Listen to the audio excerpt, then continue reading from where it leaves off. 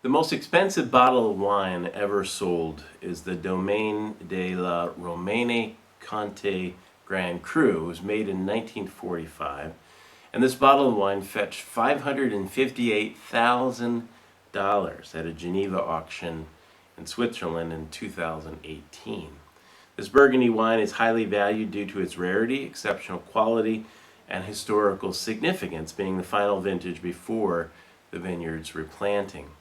But the world's finest wine was not made in the vineyards of France, nor was it served in the finest international restaurants. It was made and served at an unpretentious wedding in Cana of Galilee 2,000 years ago. And that wine is valued to this day, not for its rarity, but for what it reveals about its maker, Jesus Christ. Number one, the blushing water. John 2, 1 to 12 is where we're at today. On the third day there was a wedding at Cana in Galilee, and the mother of Jesus was there. And Jesus also was invited to the wedding with his disciples. When the wine ran out, the mother of Jesus said to him, "They have no wine." And Jesus said to her, "Woman, what does this have to do with me? My hour has not yet come."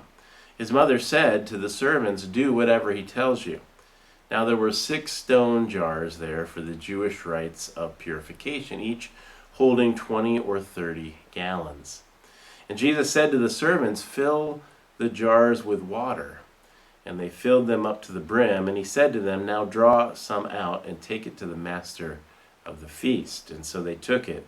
And when the master of the feast tasted the water, now become wine, and did not know where it came from, though the servants who had drawn the water knew, the master of the feast called the bridegroom and said to him, "Everyone serves the good wine first, and when people have drunk freely, then the poor wine. But you have kept the good wine until now."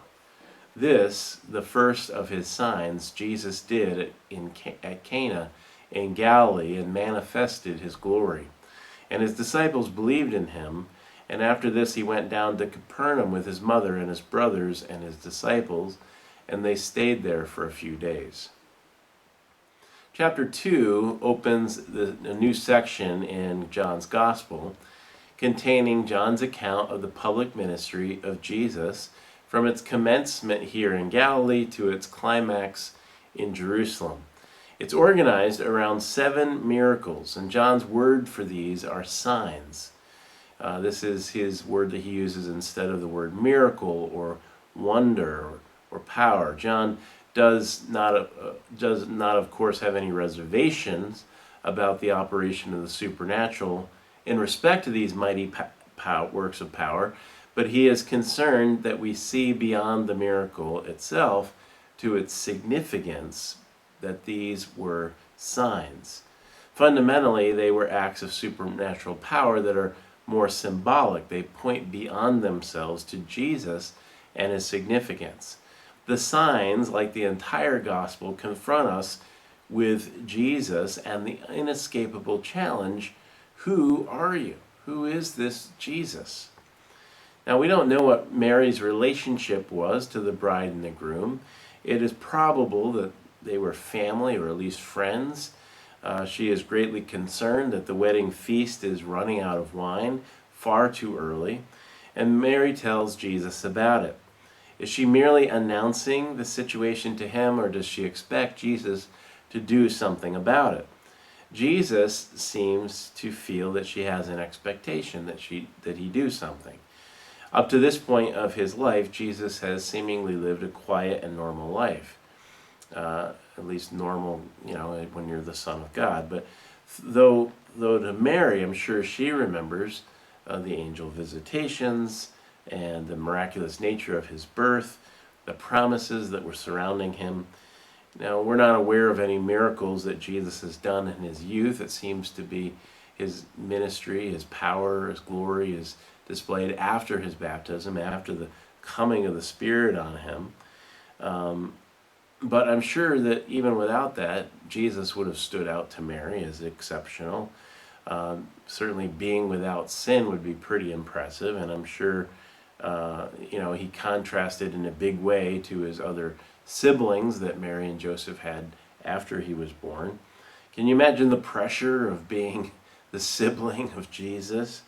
Hey, why can't you be more like your big brother, Jesus? Is Mary expecting or asking Jesus to do a miracle here? We aren't sure, but it does seem like she wants something to happen. Because even though he seems to rebuff her, she instructs the servants to do whatever Jesus tells them. Verse 4 has often troubled people. Why does Jesus address his mother as woman?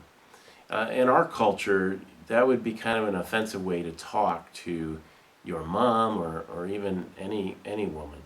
We do see Jesus using that same term in a different place in John 19:26 when he's communicating his care for his mom while he's on the cross. And so I'm not sure that this was an offensive way to talk in those days. It may have been like saying lady or dear woman, as the NIV puts it. But what follows from Jesus definitely seems like he's rebuffing or correcting her expectations. And so we're going to get into later why he might have responded that way. But for now, look at how Mary responds. Her request, essentially informing him of the need, is a helpful model of intercessory prayer. We all have a tendency when we pray to try to dictate to God what he should do, but our part is simply to lay the need that we see before him and trust that he will respond as he wills and in his time. It's fascinating, though, to see the interplay between Mary and Jesus. Mary understands that Jesus' response here is not a hard no, because she tells the servants to do whatever he tells you. Jesus tells the servants to fill up these 6 large stone jars that were used for religious ritual cleansing.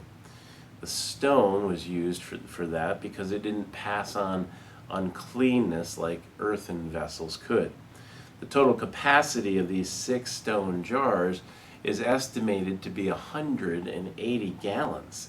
This would have taken a significant amount of time and work to fill that with water from a local well. Jesus' first miracle seems the least miraculous on the surface. At least he seems to be very careful not to draw a lot of attention to himself as he does this. The miracle or sign happens between verses 7 and 8. Jesus tells the servants to fill up the jars with water and to take some to the master of the feast. That's it. Did you miss it? Did you miss the miracle there?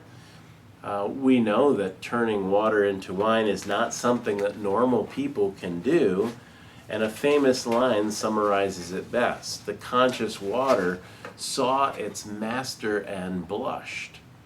The sheer power, sovereignty, and might and lordship of Jesus are shown as he turns this water into wine. He doesn't need time, which usually wine needs. He doesn't need grapes. He doesn't need extra ingredients. He doesn't need to perform some kind of magic ceremony and do some hocus pocus. He simply instructs the servants to do what he asks, and suddenly there's wine. It takes no effort. He doesn't work up a sweat. It's not demanding. The conscious water saw its master and blushed. Christians do not believe that miracles happen all the time. Otherwise, they wouldn't be miracles. But because of who God is, we have no problem believing that they are possible. If Jesus is the Creator God, then we should expect miracles to be performed by him as he is teaching his disciples who he really is. And at the conclusion of this story, it says they do believe in him. The toastmaster tastes the water that had been turned into wine and comments on the host's unorthodox behavior. You were supposed to serve the best wine first, and then when the guests' palates were, they were still receptive to its quality, now they've had a lot to drink and, they don't maybe notice the quality, but you have saved the best until now. John tells us this is how he revealed his glory.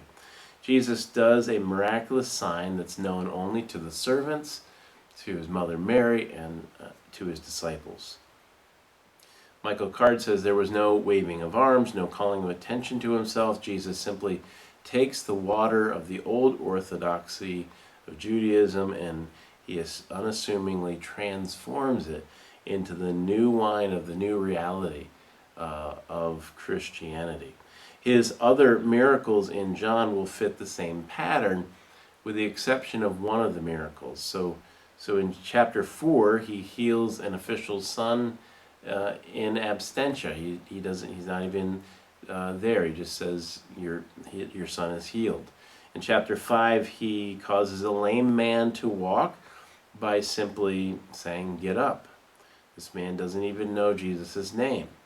In chapter 6, he feeds 5,000 by simply pronouncing a blessing over the meal. In chapter 6 also, he walks on water, and Mark observes that he was passing by them, his purpose simply to get to the other side of the lake, in Mark 6:48, and they see him. In chapter 9, he heals a blind man, also in absentia. The single exception to this rule of not creating a lot of fanfare regarding these signs is the raising of Lazarus in chapter 11. That he accomplishes with a crowd and with means of a loud shout. Finally, we need to take into account John's first Ephesian readers. We know from church history that John would spend a good chunk of his life helping to build the church that Paul planted in Ephesus. When they hear of Jesus' first miracle, their minds, as Greek/Romans in culture, would turn immediately to the god Dionysus. The Romans called him Bacchus. On more than one occasion, this myth includes stories of Dionysus turning water into wine. He was kind of the god of wine, and there was a large cult in Ephesus dedicated to Dionysus. His image is even found on the mosaic floor of one of the wealthy homes in that city. In their minds, they must have understood this story as proof that Jesus had the power to take back from the pagan world the illusion of its power to transform. Dionysus was a myth. Jesus was flesh and blood. He was known to John himself, and he witnessed in real life Jesus' power and glory through signs like this one. So who would have thought it? Jesus shows his glory, the very first of the 7 signs of John's gospel, and he does it at a wedding, a massive, long party. And not only does he do it at a party, but he does it by producing gallons of wine, so much wine it would have been impossible for them to have probably drunk all of that at that party, for even though it was a week long. Whoever this Jesus is, he is not what religion has made him out to be. He is about fullness, and so in Spurgeon's words, when we are told to believe in him up to the brim. When you are told to love him up to the brim. And when you are commanded to serve him up to the brim. Jesus' glory is shown in this moment of joy. God's new work in Jesus is going to be centered on celebration, joy, festival, and that sign of the new covenant, wine. Number 2, the Lord of the feast. For the rest of the sermon, I'm going to be using material from Timothy Keller's book, Encounters with Jesus. I couldn't really improve on the insights that he gives to see beyond this miracle to the reasons why it's so important. He says, how can things be put right in the world?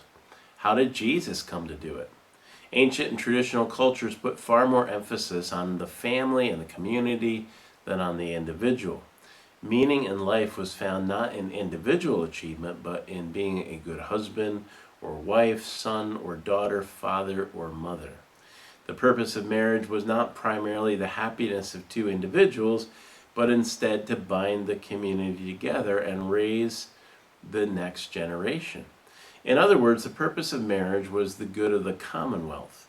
The bigger, stronger, more numerous the families of the town, the better its economy, the greater its military security, and the more everyone flourished.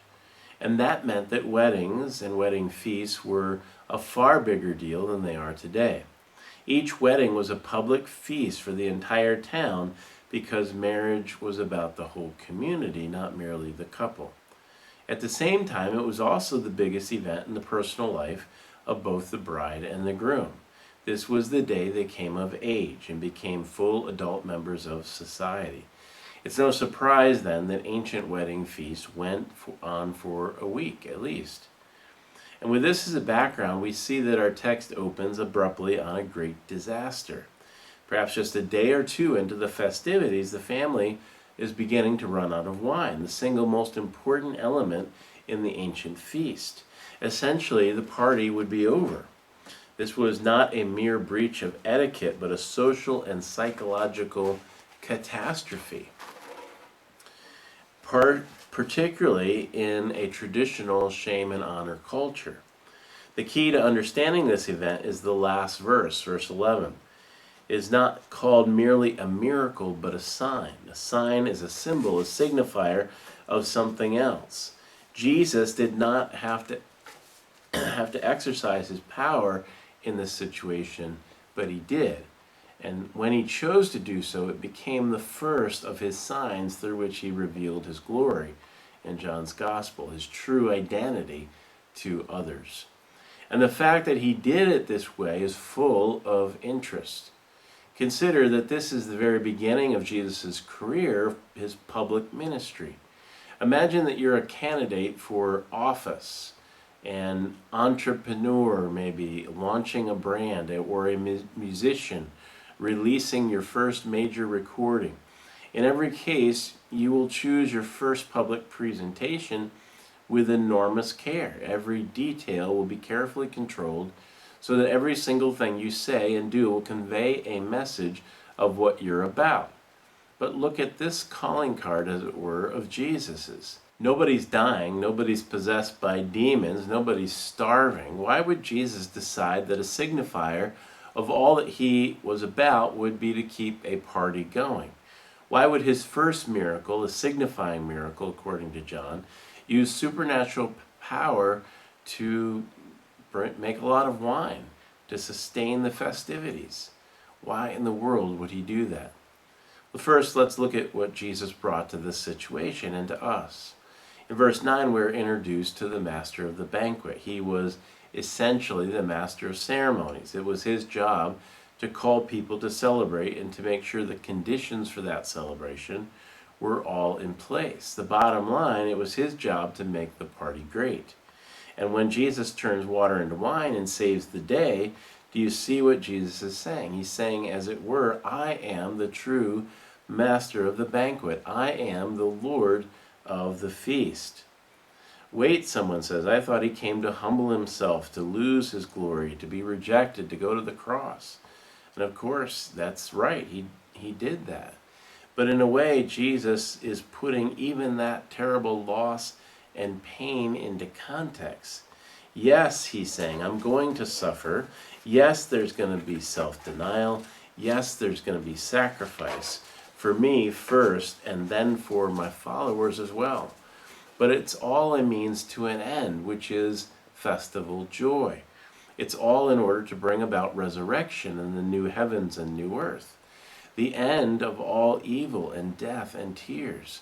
You know, all those Dionysian legends about the forest running with wine and dancing and music, that's nothing compared to the eternal feast that's coming at the end of history. And those who believe in me will have within them a stream of joy, a foretaste of that joy now. A taste of that will be profoundly consoling and refreshing in the hardest and driest of times. It's a living water that ultimately is, Jesus is saying, what I've come to bring. That's why this is my first sign. Indeed, the Bible often uses sensory language to talk about God's salvation and even about God himself. For example, in 34, the author David says to his Israelite readers, taste and see that the Lord is good. But don't they already know that the Lord is good? Yes, they do or they should, but when David invites them to taste, he wants them to go beyond just a mental assent to these truths. But he says, of course, you know the Lord is good. David's saying, I want you to taste it. He wants them to experience it at a deep level. Christians have often had a reputation of being buttoned up and even repressed in some ways, that we're maybe not very joyful, or we're not, interested in celebration or whatever. And of course, some of that label is unfairly put on us, because the world says, well, you don't choose to sin in some ways that we think are fun, and so, well, you must, you're not fun. But but do you know what the Bible says about the last days, at the end of time? Jesus may have been thinking about that at that very moment of the wedding. For example, Isaiah 25, 6-8 says, on this mountain the Lord Almighty will prepare a feast of rich food for all peoples, a banquet of aged wine, the best of meats and the finest of wines. On this mountain he will destroy the shroud that enfold all peoples, the sheet that covers all nations. He will swallow up death forever. The sovereign Lord will wipe away the tears from all faces. He will remove his people's disgrace from all the earth. The Lord has spoken. In J.R.R. Tolkien's Lord of the Rings, when Samwise Gamgee wakes up having been rescued from the fires of Mount Doom, he sees Gandalf still alive, and he had thought that he was dead, but he realizes what's happened. And he says, Gandalf, I thought you were dead, but then I thought I was dead. Is everything sad going to come untrue? The whole Bible says that essentially that's what Jesus is going to do in the end. We're not going to be taken out of this world into heaven, but heaven is eventually going to come down at the end of time to renew this world. Every tear will be wiped away. In essence, everything sad is going to come untrue. That's what Jesus came to do. In Fyodor Dostoevsky's great novel, The Brothers Karamazov, there's a scene in which two people are talking about suffering. And Ivan Karamazov is talking about there being any possibility that we can make sense of suffering, and here's what he says. I believe like a child that suffering will be healed and made up for, that all the humiliating absurdity of the human contradictions will vanish like a pitiful mirage, like the despicable fabrication of the impotent and infinitely small mind of man. In the world's finale, at the moment of eternal harmony, something so precious will come to pass that it will suffice for all hearts, for the comforting of all resentments, for the atonement of all the crimes of humanity, of all the blood that they've shed, that will make it not only possible to forgive, but to justify all that has happened. That's Dostoevsky's Christianity surging through his literary imagination and craft. And he says that he believes that in the end, the reality will be so astonishing, the joy will be so incredible, the fulfillment will be so amazing that the most miserable life will feel, like Saint Teresa of Avila was reputed to have said, like one night in a bad hotel. Jesus Christ says, I am the Lord of the feast, and in the end, I can't come to bring joy. That's the reason for my calling card. My first miracle is to set everyone laughing. Number 3, the cost of bringing joy. Timothy Keller writes, that tells us what he came to bring, but why did he have to bring it? Let's notice another detail of this miracle. He's going to rescue this young bride and groom from their gaffe or their family's mistake. But how will he do it? By filling up jars that were used by the Jews for ceremonial washing. You know that the Old Testament Judaism contained a great number of rites and regulations, and it required many and various courses of physical cleansing and purification, all in order to point us to our spiritual need. These vivid images got across the idea that God is holy and perfect and we are flawed, and that to connect with God at all, there needs to be atonement and cleansing and pardon. We can't just walk right into his presence. And so the Jews had many purification rites leading up to the blood sacrifices, and that's what the jars were normally used for.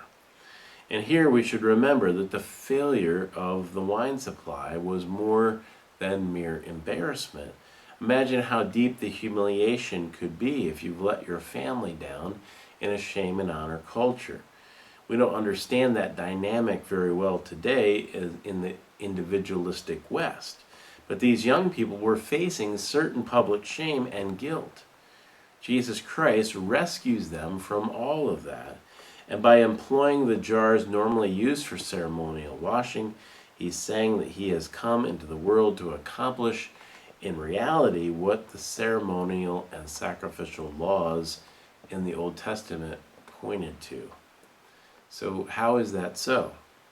We have to talk about sin. Sin is a term that grates on us. It's natural that people will squirm when a minister starts talking about it. But we can't understand the joy that Jesus is going to bring unless we understand sin. We have to understand that we are stained, that we need to be purified, that we have guilt and shame that we need to be rescued from. Not conned into believing it doesn't exist. So allow me to be direct and personal. You actually do know deep down that something is really wrong with you. Why are you working so hard? Why do you need to be right all the time? Why do you worry so much about how you look? It's because you know that there's something wrong with you and you're trying to purify yourself, improve yourself, and cover up yourself. Do you remember the first Rocky film? Just before Rocky's big fight with the heavyweight champion Apollo Creed, he's lying beside his girlfriend Adrian, and he says that he doesn't actually need to win the fight. He just needs to stay on his feet to the end, to go the distance. And he explains, I just want to prove something. I ain't no bum. It don't matter if I lose, don't matter if he opens my head. The only thing I want to do is go the distance, that's all. Nobody's ever gone 15 rounds with Creed.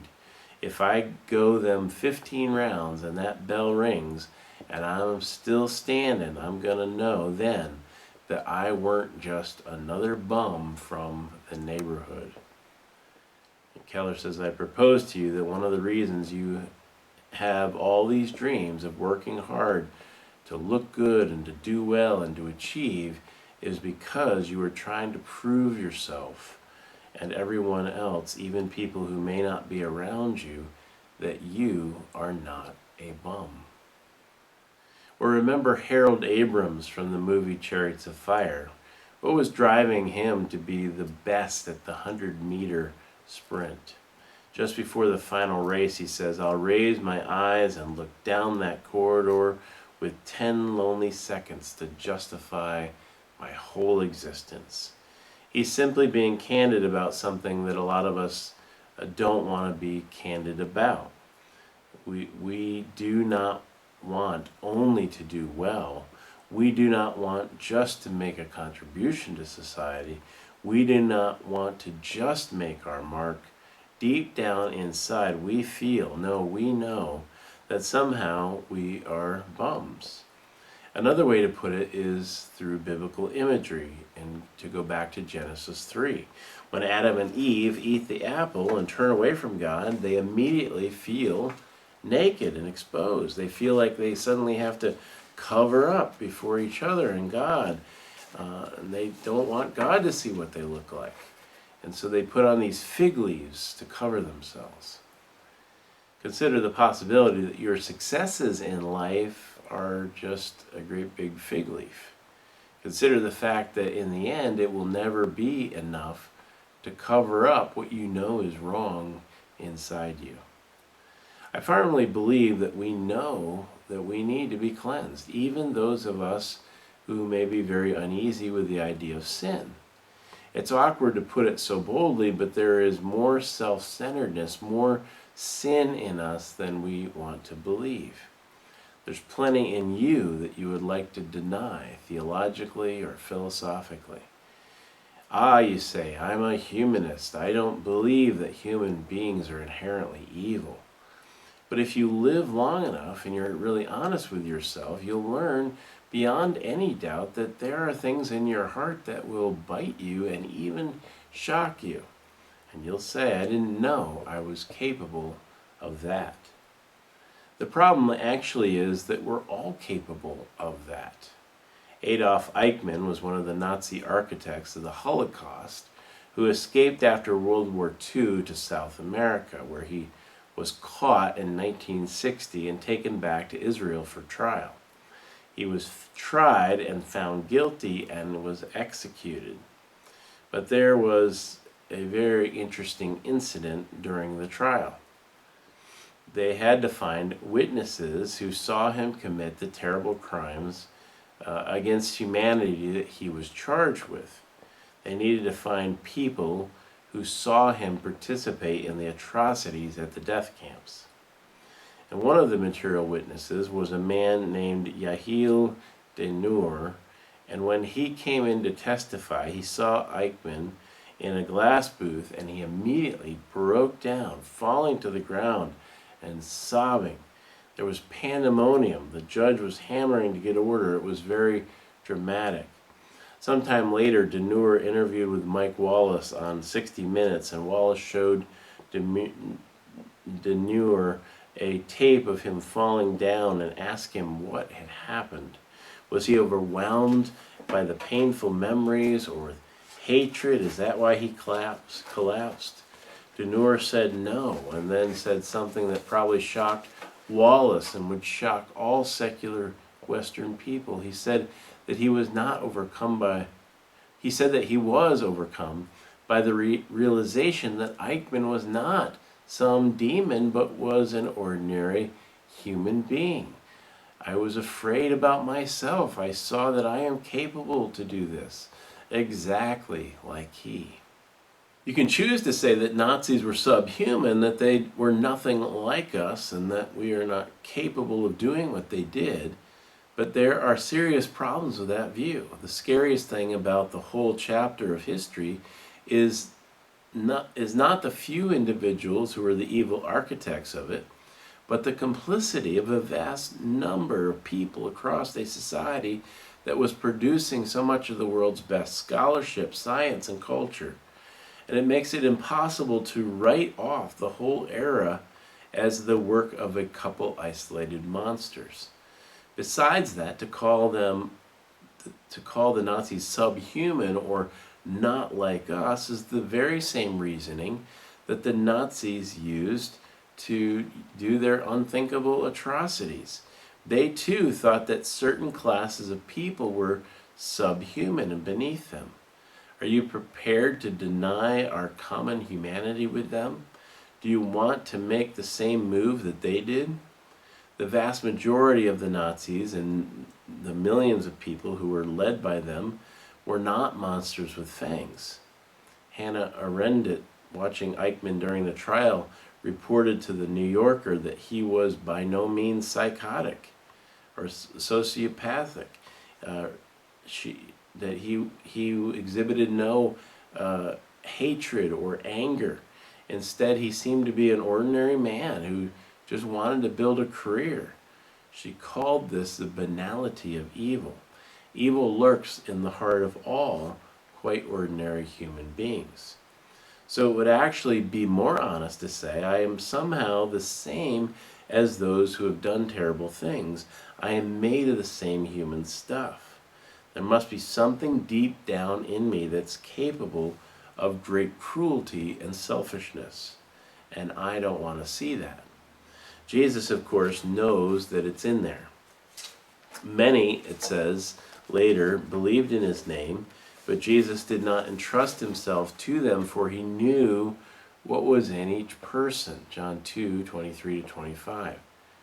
And while for most of us the self-centeredness and the sin of our hearts has not led to overtly criminal violence and cruelty, thank the Lord, it has still caused misery for the people around us and has kept us from serving the God who created us and to whom we owe everything. And Jesus came to cleanse us of this, to purify us from what's spiritually wrong with us. And so finally, how does Jesus bring that healing, that cleansing, that forgiveness? Here is where we get to the heart of the narrative in this passage. Mary tells Jesus that the party is out of wine. It's possible that she's just telling him along with others, but that's unlikely. Mary may not know exactly who Jesus is, but she knows that her son is no ordinary man. And so she tells him about the problem, and he replies, "Woman, why do you involve me?" It appears to be a pretty cold way to talk to your mother. So what's happening? We know from the rest of the gospel accounts that Jesus is not easily irritated. He doesn't say things he regrets. Sometimes something here is weighing heavily on him. And then he lets us know what it is. He says, "My hour has not yet come." Now, if you read the book of John carefully, you'll discover that Jesus refers to his hour several other times. Every time that he does, he's speaking of his coming death. His hour is the moment of his death on the cross. And knowing that, do you see why this exchange seems intense? Mary says, "What a disaster, they've run out of wine." To which Jesus says, "Why are you telling me this? I'm not ready to die." And you say, "What? Where did that come from?" Well, it's very unlikely that Mary knew what the hour meant that Jesus is saying. And so all she knows that her son's response to the simple statement is emotional, it's sharp, it's cryptic, it's perhaps somewhat offensive. But she doesn't argue or ask him to explain, nor does she walk away in disgust like most parents probably would. She remembers what the angels told her, and so she goes to the domestic servants attending to the guests at the feast, and she says, "Whatever he tells you, do it." So what was Jesus thinking? Why does he connect a simple request for wine with the hour of his death? Well, just think of the symbolism. The miracle will be a sign of what he has come to do. What does the wine represent in his mind? What is missing from the picture that's necessary to turn shame to joy? We know because he creates the wine in the jars for purification and cleansing. And so you see, when Jesus makes his cryptic statement, is as if he's looking far away past his mother and past the bride and groom and past the whole wedding scene. And he's seeing something else. He's thinking, yes, I can bring festival joy to this world. I can cleanse humankind from its guilt and shame. I have come into the world to bring joy. But oh, mother, I'm going to have to die to do it. I actually think there's maybe even more going on in his mind than this. In the Old Testament, God wants to show us that he doesn't want to relate to us only as a king relates to his subjects, but also as a groom relates to his bride. He wants a loving relationship with us, a profound relationship, and it would be as profound as the relationship between a husband and a wife. And so often in the Hebrew scriptures, God presents himself as the bridegroom and his people as the bride. Then at one point in John's Gospel in the New Testament, the disciples are criticized for not fasting, and Jesus says, "Why should the friends of the bridegroom fast when the bridegroom is still with them?" Do you hear that? Jesus calls himself the bridegroom. He does so in full awareness that according to the scriptures, only the creator God of the universe is to be the husband of his people. And as a writer, John goes on to make much of this same theme. In the book of Revelation, for example, at the end of the New Testament, he depicts all things this way. I saw the holy city, the New Jerusalem, come down out of heaven from God, prepared as a bride beautifully dressed for her husband. Revelation 21:1.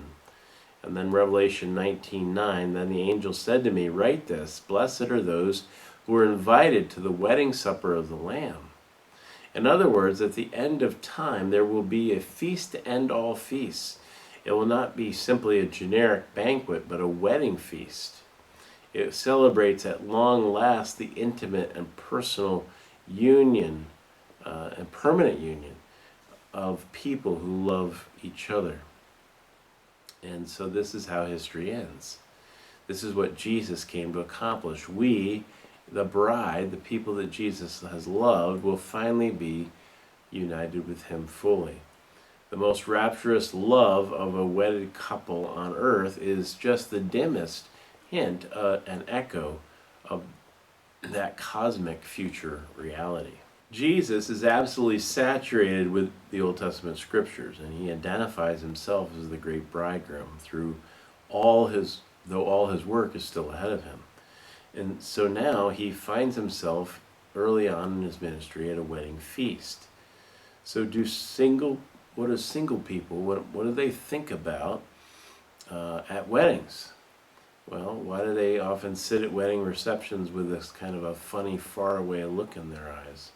It's because they're looking beyond the current bride and groom, and they're thinking about what their own wedding day might be like. And perhaps this is what Jesus is doing. Maybe he's thinking of his own wedding and the infinite joy and utter horror at the same time. Mother, for my people to fall into my arms, I'm going to have to die. For my people to drink the cup of joy and festival blessing, I'm going to have to drink the cup of justice and punishment and death. And so here is the answer to the final question. How is Jesus going to bring us our joy? By losing all of his, by leaving his heavenly existence with his Father, by leading a lonely, misunderstood life, by going to the cross and dying in our place. In conclusion, Timothy Keller writes, let me offer a couple of practical thoughts. First, every time God chooses a metaphor to help us see him better, it also shows us how he sees us. If he is like our bridegroom, then if you give yourself to Jesus in faith, it means that he must really delight in us. Every time God chooses an image for himself, he's saying something about us. Do you know what the bride looks like to the bridegroom as she walks down the aisle? She wears the most beautiful garments and jewels, and when he lays eyes on her, he's absolutely delighted in her, and he wants to give her the world. Could it be that God loves us like that? That he delights in you like that? Yes, he does. How different would your life be if you lived in moment by moment existential awareness of that love? Second, we need to deal with the present by looking at the future. Edmund Clowney preached a sermon on this text, and he was reflecting on the fact that in the midst of all the joy of that wedding feast when others were drinking wine, Jesus was having a sense of tasting the bitterness of the death that lay before him. Unfortunately, you and I, we don't have to do that. Dr. Clowney put it something like this: Jesus sat amidst all the joy of the wedding feast, sipping the coming sorrow, so that today you and I who believe in him can sit amidst all of this world's sorrow, sipping the coming joy. We can have enormous stability because of the coming joy, the Lamb's party. Every time you participate in the Lord's Supper by faith, you're getting a foretaste of that incredible feast. Even if right now you are in the midst of sorrow, sip the coming joy. There's only one love, only one feast, only one thing that can give your heart all that it needs. And they all await you in Jesus. Knowing that you possess something that will enable you to face anything in life.